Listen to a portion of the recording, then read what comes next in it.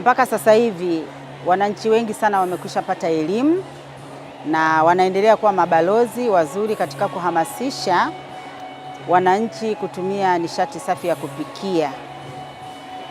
Nikizungumzia sana katika nishati safi upande wa umeme, mpaka sasa hivi tuliona kwamba ni njia ipi ambayo wananchi wanaweza wakapata urahisi wa kutumia nishati safi, baada ya kuwa tumekubaliana na wadau wetu ambao ni wasambazaji, makampuni kama 6 ambayo yalikubaliana kuwakopesha wananchi majiko kupitia manunuzi ya luku ambayo sisi kama TANESCO tunaratibu. Kwa hiyo wananchi wengi wameweza kukopa majiko na tunaendelea kuwakopesha kulingana na uhitaji.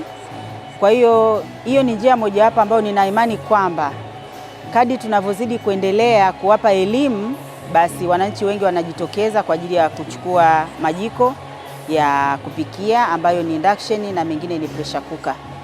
Lakini vile vile tunajaribu kwenda katika matamasha mbalimbali ambayo yanafanyika.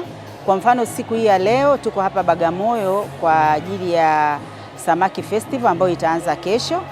Lakini ninamshukuru sana Mheshimiwa Mbunge Mgalu kwa sababu ameweza kuorganize wakina mama, wakina baba wamefika siku ya leo ambao tumewapa elimu zaidi ya watu 600.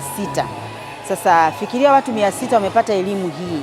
Kwa hiyo wakienda nje basi watakuwa ni mabalozi wazuri. Kwa hiyo ujumbe huu utafika kwa wananchi wengi na ambao wameelewa na kujua kwamba athari za kutumia kuni na mkaa kwa ajili ya kutoka huko na kwenda kwenye matumizi ya nishati safi. Kwa hiyo nina imani kwamba siku zinavyozidi kwenda, elimu hii tunapoitoa katika makongamano, tamasha, warsha za hapa na pale mikoa mbalimbali, tunaweza tukafikia hatua nzuri. Lakini kwa shirika langu la TANESCO, sisi kama maafisa habari au maafisa uhusiano na huduma kwa wateja ambao tuko katika mikoa 32 na wilaya zake, tayari kuna mabalozi wetu ambao mpaka sasa hivi ninavyozungumza, kuanzia miaka iliyopita 2-3 wanaendelea kuhamasisha wananchi katika maeneo mbalimbali. Kila wanapokutana na wananchi wanakuwa na vikao kuanzia serikali za mitaa, kwenye taasisi, wanaendelea kutoa elimu ya nishati safi ya kupikia.